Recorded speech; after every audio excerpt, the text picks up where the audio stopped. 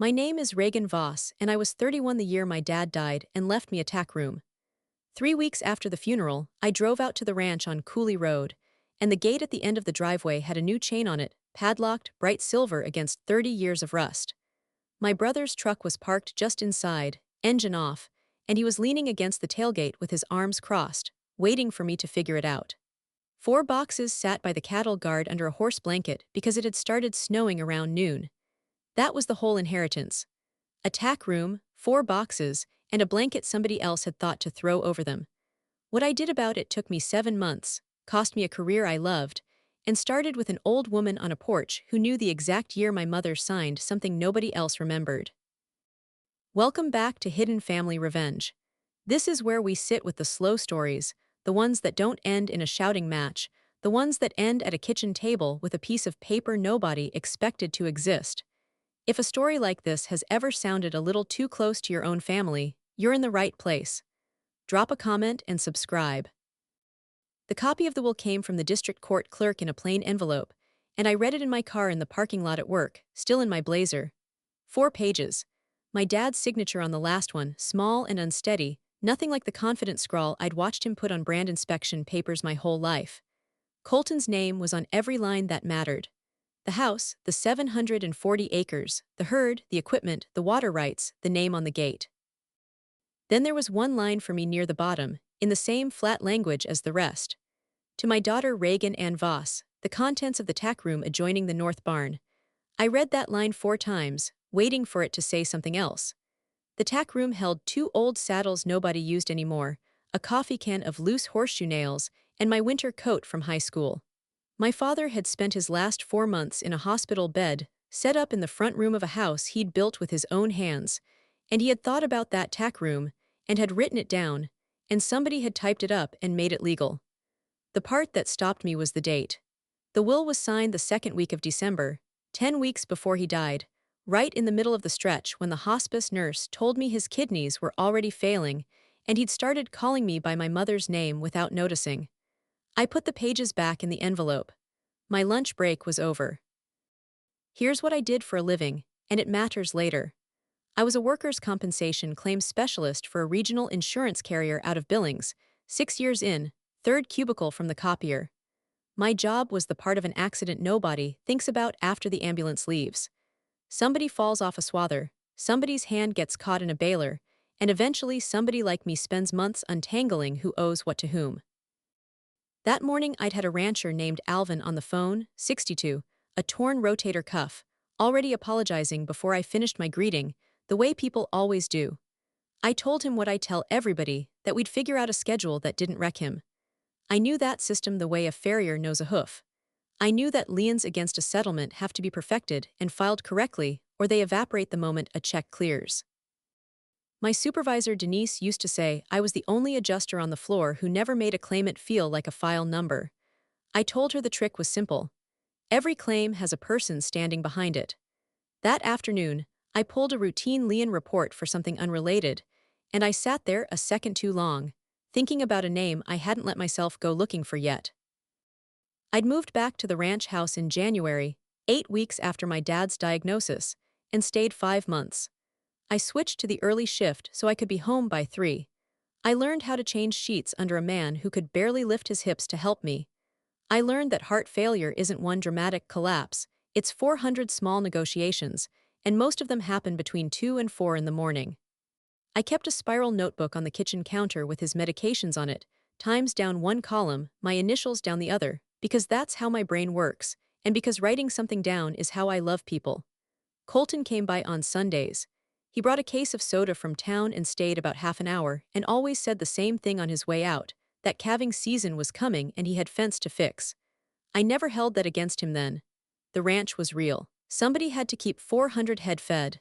In February, my dad had a good stretch. He sat up in the front room and watched 2 hours of a rodeo rerun and told me the announcer didn't know what he was talking about. On the Thursday of that week, he watched me writing in the notebook and said, "You were always good with the paperwork part." I laughed. I took it as a compliment. It took me until that envelope, 10 weeks later, to hear it the other way, which is that in his mind the paperwork was my part, and the land was Colton's.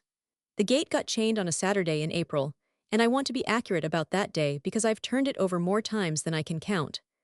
I'd worked a half shift, stopped at the pharmacy for a prescription that didn't belong to anyone anymore, that stupid thing that happens after somebody dies, and then drove out to the ranch.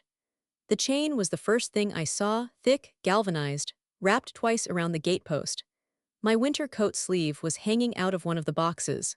A note taped to the mailbox had a combination on it Colton had clearly meant to keep to himself, crossed out and replaced with "just call me." I stood there with my keys in my hand a minute. I didn't honk. I counted the boxes, because 4 is a number and numbers hold still, and because if I let myself feel anything else on that road, I wasn't going to stop. 5 months of my life packed into 4 boxes by somebody who wasn't there for most of it. Colton got out of his truck when I turned around. He had his good coat on, the one he wears to the bank, which is how I knew he'd rehearsed this. My brother is 4 years older than me and has never once raised his voice at me, which people find hard to believe. He talks the way he negotiates a cattle price, careful, already 3 moves ahead.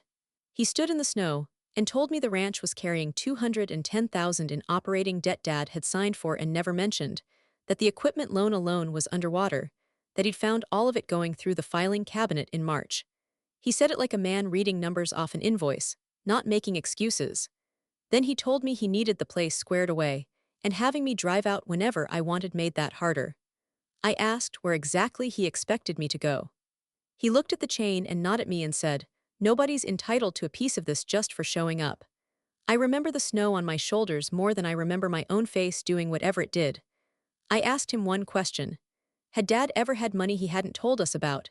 He said no, faster than a person says no when the answer really is just no, the way you slam a door when something's trying to get in behind it.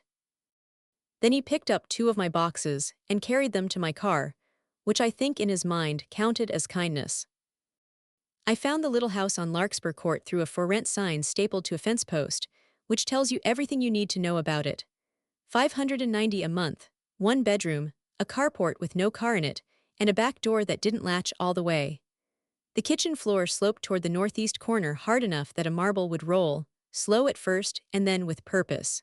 The landlord, a plain-spoken man named Hollies, told me straight out the foundation had settled and he wasn't going to fix it, and the rent reflected that. I appreciated him for it. He was the first honest number I'd gotten from anybody in a month. Deposit and hookups took $1,800, which left me $3,900, 6 years of quiet saving I'd been proud of. I moved myself in with a hand truck I borrowed from work. I put my mother's turquoise ring in the top drawer of the dresser and my dad's medication notebook in the bottom one, and then I stood in the kitchen at 11, that night wiping out cabinets lined with somebody else's shelf paper, and I noticed I felt something close to fine. That was the part that scared me. Somewhere around the second cabinet, I realized somebody was watching me through the window over the sink. Across the street, an old woman stood in the dark on her porch, and she'd clearly been standing there long enough that it wasn't an accident. She came over the next morning with a tin of oatmeal cookies, which is the oldest currency there is out here. Her name was Odessa Ray, 81, and she took the porch steps one at a time with real engineering behind it. I made instant coffee because that was all I'd unpacked. She looked around the kitchen, said Hollies ought to be ashamed of that floor, then stopped mid-sentence and looked at my collarbone. I was wearing the one thing I'd ever owned of my mother's, a thin gold chain with a turquoise stone worn smooth from 40 years of somebody's thumb. Odessa set her cup down. She didn't ask me a question. She told me. "You were born the 9th of June, she said, "and your mother passed not long after, didn't she?" My hands went cold in a way I'd only felt twice in my life. I asked how she could possibly know that. She said my full name out loud then, both parts, like she was checking it against something filed away in her head. Then she said, "I kept house for the Vosses 2 summers, 89 and 90. I dusted around that necklace W. Hen your mother took it off to do the canning." I stood there with a cookie tin in my hand and a woman I'd known for 11 minutes describing my mother's hands. Then Odessa said the thing that turned the next 7 months of my life sideways. "Honey, I was standing in that kitchen the afternoon your mother signed." I asked, "Signed what?" She looked at me a long moment and said, "You don't know, do you?" We went to her kitchen because her chairs were better on a bad hip. Odessa told it slow, the way people her age tell things, with the small details first. In the spring of 1990, my mother June was 6 months along with me, and a doctor in Billings had told her there was a blood pressure complication serious enough that any big stress could tip it. My mother came home from that appointment and sat at the kitchen table with her coat still on. Odessa remembered the coat. She remembered June had a 40-acre parcel out past the county line, mineral rights included, land she'd been sitting on for years because my father wanted it folded into the ranch. Odessa said he wanted it in the herd count.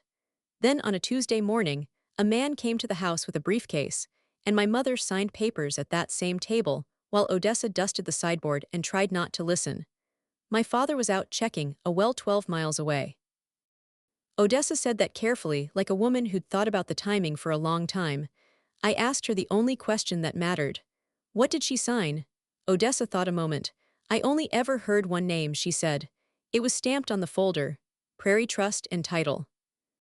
Prairie Trust and Title stopped existing sometime in the early 2000s.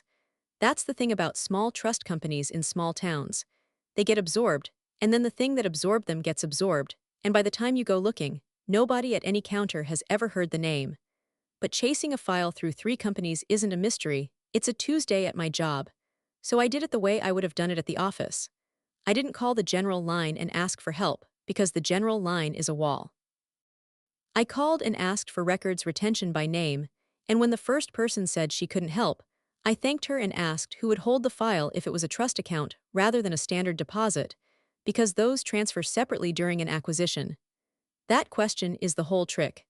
Say the words that prove you already understand how the machine works, and people stop reading you the script. It took 5 weeks and 13 phone calls, and 2 written requests with a copy of my ID and my mother's death certificate stapled behind them. On a Thursday in June, a woman named Marguerite in an archive office in Helena put me on hold for 11 minutes and came back and said the sentence I have not forgot. "We do show a Voss Trust," she said. "It's not with us anymore." That book transferred to Continental. Continental Fiduciary Services is on the 6th floor of a building in Helena I've never seen.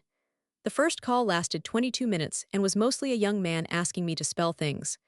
They wanted my birth certificate, a state ID, my mother's death certificate, and a written request, signed and dated. I mailed all of it the next morning, and it cost me $9, and I remember thinking that was a lot for a lottery ticket. 4 days later, a woman named Patrice Kellerman called me back at 4 in the afternoon while I was sitting in my own driveway. She was so calm about it I had to ask her to repeat herself. It existed. The June Voss Mineral Trust, established the 14th of April, 1990, funded with the mineral estate underlying the 40-acre Larkin parcel, plus an initial cash corpus of $31,000. Beneficiary listed as, and she read it out exactly, my child, born or unborn. My mother had written me into a legal document before I had a name, in a room where my father was not standing. I sat with the engine off and the phone against my ear, and made a sound I'm not going to try to describe. Then Patrice, being thorough, added one more thing off the top of the file, in the pleasant voice of a person reading a note that means nothing to her. "Your father was notified in 2011, she said, when we took the account over. There's a signed acknowledgement in here." I drove to Odessa's that night and I was not kind about it. I asked her how a person keeps something like that to herself for over 3 decades while a kid grows up 2 miles down the road. She didn't get defensive. She stood, poured coffee neither of us drank, and told me about her own son. Wyatt Ray broke his back in a haying accident in 1994. He was 20 and had no insurance, and the bill was $3,800, which in '94 for a woman who cleaned houses was the end of the world. My father paid it. He never said a word about it to anyone, not once, not in 30 years. Odessa saw it out here. That's not a favor, that's a debt. I asked what changed. She said Wyatt died last winter, heart trouble, 49 years old. The man I owed is gone, and the boy I owed him for is gone, and I'm 81 and I'm not carrying it any further. Then she looked at the necklace again. Your mother signed that paper with you still inside her, she said. She did that alone in a kitchen on a Tuesday. So don't you sit in my house and ask me if she loved you. I want to be honest about her limits, because they matter. Odessa had no documents, never saw a dollar figure, told me flat out she wouldn't swear to any of it in front of a judge because she didn't remember it clean enough. I respected her more for saying so. The trust document arrived by mail 9 days later, 38 pages, and I read it at my kitchen table with a highlighter I had to go by. Here's what I found, And this is the part everybody gets wrong. The trust was real. $31,000 in 1990, managed conservatively across 3 institutions, was worth roughly $190,000 by that year, mostly from decades of quiet royalty payments nobody had ever developed. That's real money for a woman renting a house with a bad floor. It was also completely, permanently out of my hands. There was a spendthrift clause, meaning neither a creditor nor I could reach the principal directly. My mother put that in on purpose, because she'd watched $200,000 of operating debt get signed for at that same kitchen table. The trustee had full discretion. Distributions were limited to health, education, maintenance, and support, a standard phrase with a hard edge on it, and the principal didn't come to me outright until I turned 40. 14 more years. I read those pages 3 times and then laughed out loud in an empty house, because my mother had reached across 31 years to hand me something, and the thing she'd handed me was a locked door with a note taped to it. I want to stop here a second, because people get this wrong about money. Finding it is not the same as having it. If you've ever been handed something that looked like a rescue and turned out to be a locked door, tell me in the comments. I'd like to know I wasn't the only one. And subscribe, because the next part is where I stopped waiting. There was one narrow door in those 38 pages, and it was the word support. I wrote to Patris and requested a discretionary distribution, and I did it the way I'd have written a claim summary at work, meaning I didn't tell her my feelings. I gave her a rent figure, a utility figure, a car repair estimate, and a 1-page timeline. 12 days later, the committee approved $14,000 for maintenance and support. I paid off my car loan the same afternoon, $9,200 gone in about 90 seconds on a website, 4 years of payments closed out by a green checkmark. It didn't feel like winning. It felt like somebody had loosened a strap I'd stopped noticing I was wearing. Then I asked the real question, whether the trust could fund legal fees to contest my father's will. Patris was kind about it. The answer came back in writing 2 days later, 1 sentence long. Litigation costs fall outside the health, education, maintenance, and support standard, and the trustee declines. So there it was. My mother's money could keep me fed and housed. It couldn't buy me a lawyer. It couldn't buy me the ranch. It couldn't buy me 1 hour in front of a judge. I sat looking at my bank balance that night, $6,100, and for the first time since I was 25, I didn't owe anyone anything. I didn't know yet what that was for. I just knew it was the first thing in 5 months nobody could take back. On a gray Tuesday in July, I drove past the ranch, which I'd been doing about once a week, and pretending I had a reason for, and there was a flatbed hauling out old fencing and 2 men replacing the corral gate my dad had built by hand. One nodded at me because I was a woman with a work badge still clipped to my blazer, and nobody in the trades ever questions that woman. The barn smelled like fresh-cut lumber and diesel. I didn't touch anything. I walked straight to the tack room, and I knew it before I even got out of the car. The support beam just inside the door was still there, the one my dad had used to mark our heights every branding season since I could stand. Old marks down low, soft with age. Newer ones sharp. Colton's line running past my eye level, dated in my father's block print. Then mine. 7 marks spread across 20-some years. The last one at the top, dated in that same cramped hand. R. 5'4". My name is not on the deed. It's not on the will. It's on that beam in pencil, because one September my dad stood me against a post and made a line and wrote down that I existed. I put my thumb on it and held it there. I took nothing with me. On my way out, I saw a schedule taped inside the barn door, and the last line said, "Refinance closes September 4th. I paid $175 for 45 minutes with an estate attorney in Livingston, and it was the best money I've ever spent, because she told me the truth quickly. She read the probate copy in about 90 seconds, then explained Montana to me. In this state, a parent can leave land to whichever child he chooses. Full stop. There's no share I was legally owed. To break the will, I'd need to prove either lack of capacity or undue influence, meaning a confidential relationship plus suspicious circumstances. I had some of those. He signed at a point when hospice notes showed cognitive decline. The witnesses were Colton's accountant and Colton's wife. She agreed that was worth something. Then she gave me the numbers. $6,000 to retain her. A year and a half of discovery and depositions, and a real chance of losing everything including the retainer. She asked what I did for work, and when I told her, she nodded and said, "Then you already know how this ends for people without money." I said I did. As I stood to leave, she said one more thing I carried around for 2 months. The law can get you money. It cannot get you a seat at that table. I ran into my Uncle Merle at the feed store the last week of July, both of us holding sacks of mineral block, and I watched a 58-year-old man try to become invisible in a well-lit aisle. Merle is my dad's younger brother. He taught me to back a trailer in the church parking lot. He cried harder than anyone at the funeral. He asked how I was doing, and I told him where I was living, and he made a face like the floor had been his own idea. Then he said the thing, gently, which is what made it land. Nobody's entitled to a piece of it just for showing up, sugar.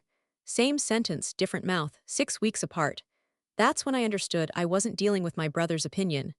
I was dealing with a rule the whole family already knew, that nobody had ever said out loud, and that I'd apparently been the last one to hear. The land goes to whoever's name is on the gate. The girl gets a keepsake and a nice word at the service.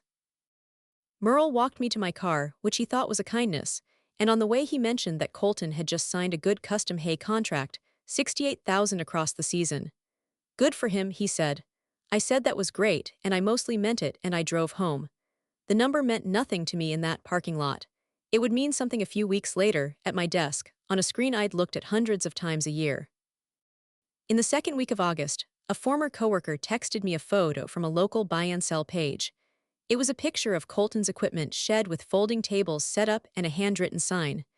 Estate cleanout, everything must go. There were 2 boxes on the near table, and I knew them by the tape. My mother's good winter coat, the one with the fur collar I remember from every school pickup as a kid, folded on top of one of them.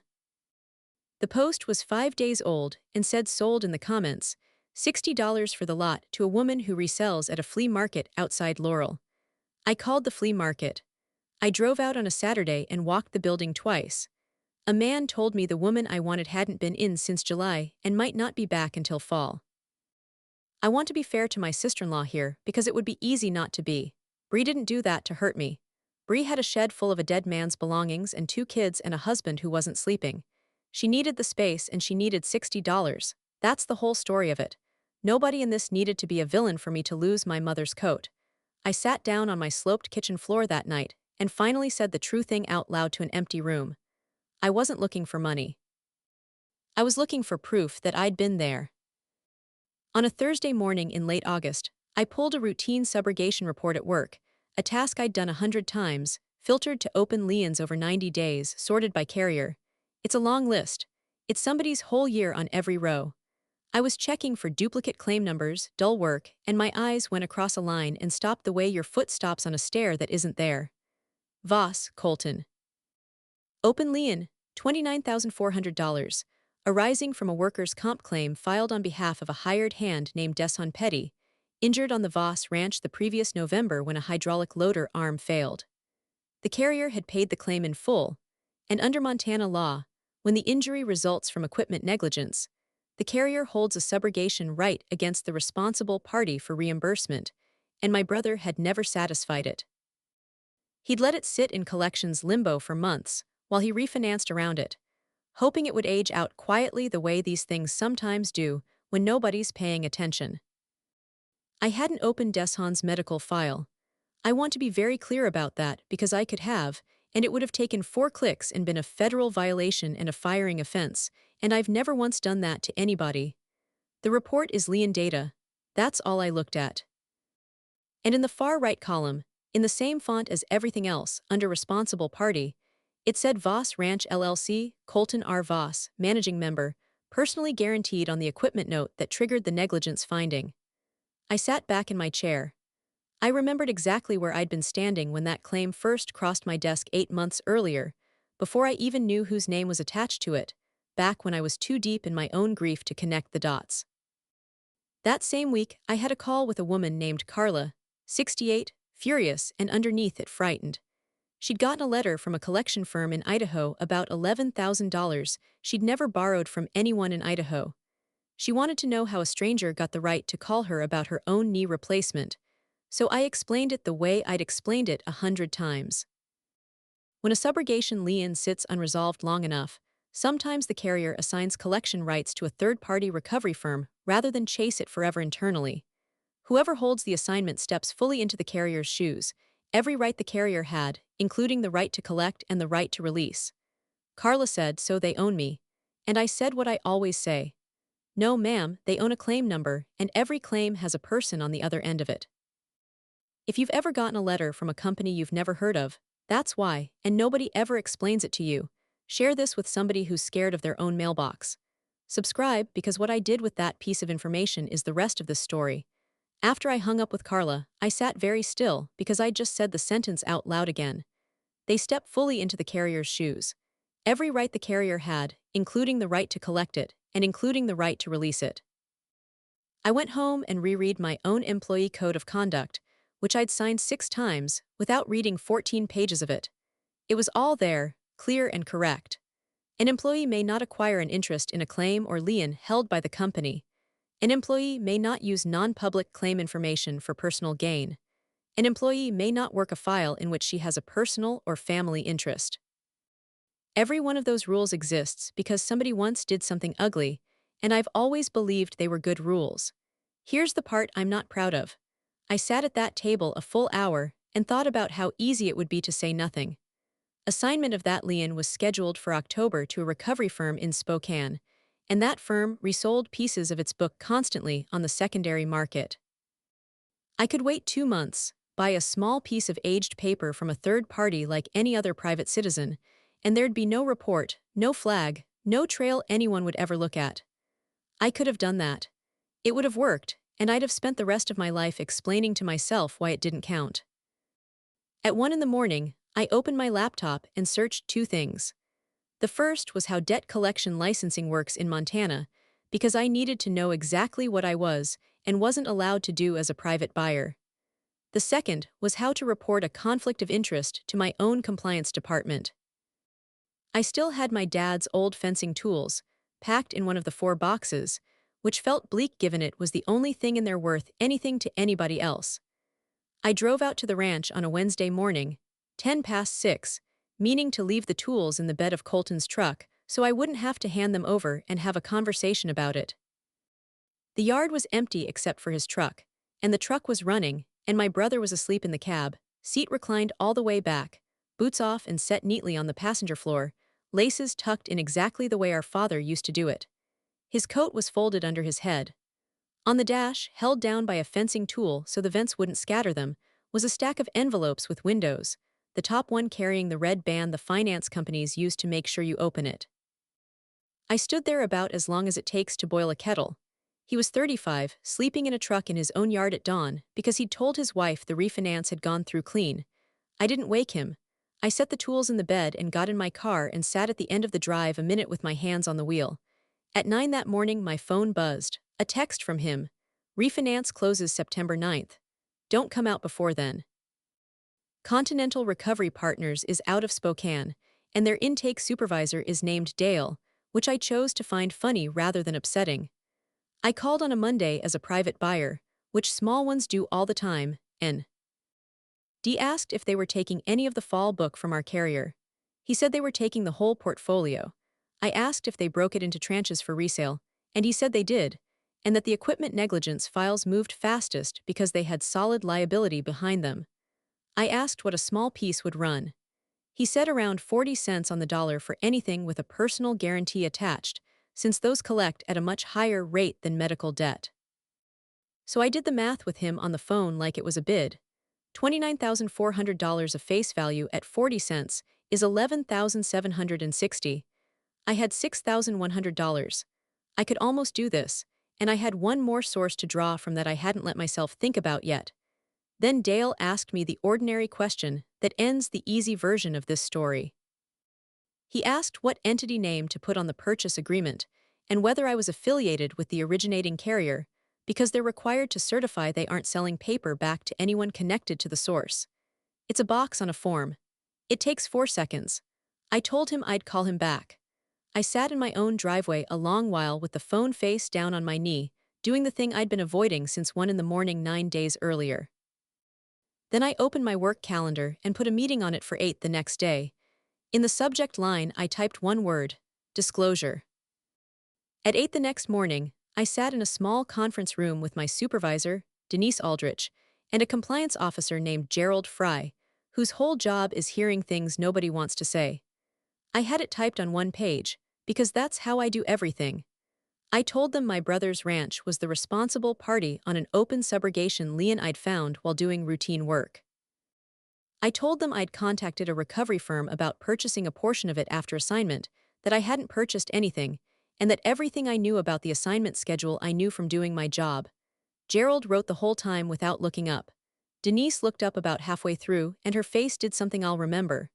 When I finished, I took the second page out of the folder and set it beside the first. My resignation, effective in 2 weeks. Denise asked if I was sure. She asked it twice, the second time slower, which is how a decent person hands you a door. I said I was sure, because there was no version of this where I kept my badge and also did what I was about to do, and I wasn't going to be someone who did it quietly and told herself it was fine. I turned in my badge on a Friday in September and walked out past the copier, past 6 years of a life I'd been good at. Within an hour, I'd closed every insurance carrier in 3 counties to myself for good, in writing. I've never felt so light, and that's the part that should have scared me. I formed a single-member LLC on a Monday for $200 and an afternoon of paperwork, and I named it Larkspur Court Holdings after a rented house with a bad floor, which felt right. I knew exactly what it did and didn't let me do. In Montana, if you go around collecting other people's debts as a business, you need a license, and I neither had one nor wanted one. I was allowed to buy a claim and enforce my own rights on my own account, which is all I ever intended to do. That same week, I wired $11,760, most of it drawn against a second discretionary distribution from my mother's trust that Patris approved within 4 days once I explained what it was for, to Continental Recovery Partners for a tranche of 19 claims out of the fall book. Row 11 had my brother's name on it, the ranch, the personal guarantee, the full amount. I told Dale exactly where I'd worked and exactly what day I'd left, and he wrote both on the certification, and neither of us pretended that was a small thing.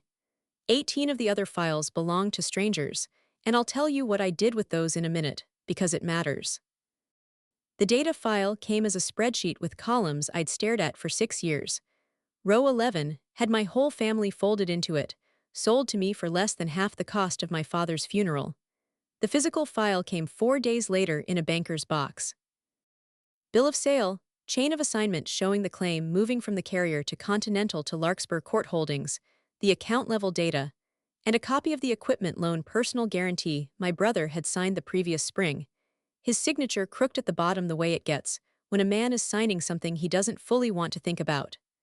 I laid it all out on my kitchen table in a house where the floor slopes, and I sat there until the light went orange. Then I made one more call, and this is the one that changed the shape of the next 3 weeks. The refinance was being handled by a title company on Main Street in Livingston. I called T. Hem as a creditor, which I now legally was, and asked a technical question any creditor is entitled to ask. What happens to a refinance closing if there's an unresolved lien against the borrower for a substantial sum? The woman didn't hesitate, because it isn't a secret, it's just Tuesday for her. She said the lender won't fund over an unresolved lien of that size. They'll either kill the closing or hold the proceeds in escrow until it's cleared, which usually runs a year or more. She said no lender waits that long on a refinance. I thanked her and set the phone down. I could stop the closing on my father's ranch with a certified letter and a $19 filing fee. The night before the closing date, I sat at my kitchen table until nearly midnight with 2 envelopes. In the first was a notice of lien enforcement, drafted off a template and checked twice, naming Colton R. Voss and Voss Ranch LLC, demanding the full $29,400, ready to file with the county the next morning, 1 block from the title company. In the second was something I didn't have to draft at all, because I'd built 400 of them at work. A payment agreement, same template we used at the carrier, right down to the hardship line and the box where a person writes what they can actually manage in a month without losing everything else. I filled it in by hand. I did the math 4 times, not because it's hard, but because I wanted my hands busy. I want to be honest about that night. I didn't know which envelope I was going to open. Anybody who tells you they knew a thing like that ahead of time is smoothing the story out for you. I'd done everything right. I'd paid for all of it myself. I'd walked away from a career for the privilege of holding one piece of paper, and the paper worked, genuinely worked. I could stop the sale and force the ranch into a lien fight that would tie it up for a year. Around 11, Odessa knocked with a plate of biscuits because she'd seen my light on, and she sat down and didn't ask me a single question about any of it. She looked at the two envelopes on the table for a second, then got up, put her cup in my sink, and said, "Whatever you do in there, don't do it fast."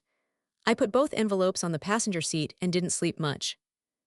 The title company had a conference room with a laminate table and a coffee pot that had been on since 7. There were 5 of us. Sandra, the closing officer, 2 stacks squared up in front of her, a notary from the front desk, a loan officer from the bank in a fleece vest, checking his phone, my brother in a button-down shirt I hadn't seen since the funeral, with Bree in a chair against the wall, water bottle in her lap. He stood when I walked in. Bree said his name once, quietly, and he sat back down. Sandra asked if I was with the lender. I said no, ma'am, gave my name, set the banker's box on the table, and told her in the same voice I'd used on the phone for 6 years with people who were crying, that I was the current holder of a subrogation lien for $29,400 against the seller, and I had the assignment paperwork in the box, and I'd like 5 minutes before anybody signed anything. The room went very quiet except for the printer, still finishing something and unaware anything had changed. Colton's face went through several things. He said my name. Then he said, "You can't do this," and his voice held fine on you and fine on can't and cracked in half on the word coolly. The loan officer looked at his phone, then at Sandra, and asked how long this would take since he had another closing at 2. Sandra ignored him. She's done this 20 years. She looked at me over her glasses and asked the only question that actually mattered in that room, in the flattest, most professional voice I've ever heard. "Ma'am, are you filing?" "No," I said, and pushed the second envelope across the laminate. I laid out exactly what I wanted, in order, the way I'd have laid it out for a stranger on a payment call. 1. Colton signs a consent judgment for $29,400, acknowledging the debt and the personal guarantee, and it doesn't get filed anywhere. It comes home with me. 2. He pays it on a schedule, $245 a month, no interest, first payment due the first of the following month, last one due exactly 10 years out, with the final payment adjusted to make the arithmetic land clean. 3. If he misses one, the judgment goes to the clerk that week and becomes a lien, and he already knows what a lien does to a man refinancing a ranch. Nobody said anything. The loan officer had stopped looking at his phone. I said the rest of it plainly. I'm not taking the ranch, I'm not stopping this closing, I'm not contesting the will, and I never will. Colton asked why, like a man genuinely wanting a reason he could hold onto, so I gave him his own sentence back without raising my voice to do it. Knob. Audie's entitled to a piece of it just for showing up. You owe me $29,400. Then Bree asked from the wall, in a small voice, what I planned to do with the money every month. Nothing, I said. Every claim has a person on the other end of it. I just wanted you to know which end you were on. Then I told them the last condition, the one that wasn't about money, and it was the only time my voice did anything at all. Before the closing goes through, he takes down the height beam from inside the tack room, the whole post, marks and all, and he brings it to me at Larkspur Court himself with his own truck, alone. That's the deal. Take it or I file. He took it. Sandra printed the consent judgment off a template she keeps for exactly nothing like this, and the notary stamped it, and my brother signed his name twice, the second signature coming out crooked because his hand had started shaking by then. Bree cried without making a sound. A skill women out here learn somewhere, and she hasn't spoken to me since. The loan officer signed his stack immediately after and asked Sandra about the wire, because to him nothing had happened. It was a Thursday and a closing that ran 15 minutes long. I stood, put the consent judgment in the banker's box, thanked Sandra by name because she'd been decent, and walked out before anyone finished. I sat in my car in the lot behind the building. September in Montana, that low gold light, everything the color of wheat stubble. I'd held it together the whole time I was in that room. In the parking lot, I came apart for about 10 minutes, and I let myself because I'd earned it, and because nobody was watching. Sitting there, I finally understood the shape of the thing I'd been carrying since I was old enough to carry anything. For 31 years I had been running myself like an open claim. The night shifts, the 5 months, the notebook of doses, being good at the paperwork part. I'd been making payments, thinking if I paid long enough, somebody in that family would mark me settled and write my name down somewhere permanent. Nobody was ever going to. I'd opened that account myself, and I was the only person on earth who could close it. He had a week to get the beam to me. He came on a Wednesday, 20 till 8 at night, after dark, which I understood. I heard the truck before I saw it. He carried the post up my walk wrapped in a horse blanket, and it was longer than he was tall and heavier than it looked, and I held the screen door because it doesn't latch. There were splinters at one end where he'd pried it loose from the frame, and a strip of old feed sack fabric still stapled to the back that neither of us had ever seen before in our lives. He didn't come inside. He stood on the step in his work clothes and asked where I wanted it. I said just lean it against the kitchen wall. I haven't decided yet. He carried it in and set it down carefully, both hands, the way you set down something in a hospital room. Then he stood there in my kitchen with his hat off, looking at all 7 marks going up one side, his own name near the top, mine below it, and he said the only thing he's ever said to me about any of it. "There's more of them than I remembered," he said. Then he put his hat back on and left, and I heard the truck idle at the end of my street a long time before he pulled away. I want to be careful here. He didn't apologize. He hasn't apologized. I don't think he believes he did anything a man in his position wouldn't do, and I've made peace with the fact that he may go to his grave believing that. But he stood in a rented kitchen with a sloped floor and counted the marks, and he came up with more than he remembered. That isn't forgiveness. It isn't even close. But it's the truest thing anybody in my family has said out loud in over 30 years. It's December now. I'm still at Larkspur Court, and the floor still slopes, and Holly still isn't fixing it. The beam leans against the wall by the refrigerator, unmounted because I haven't decided where it goes and there's no hurry. I put a folding table in the front room and help people read their own insurance denials and workers' comp letters. I find the miscoded claims and the reserve set too low, and build them a plan they can actually manage. If they can pay me, I charge by the hour. If they can't, I don't. That's not charity. It's just the arrangement.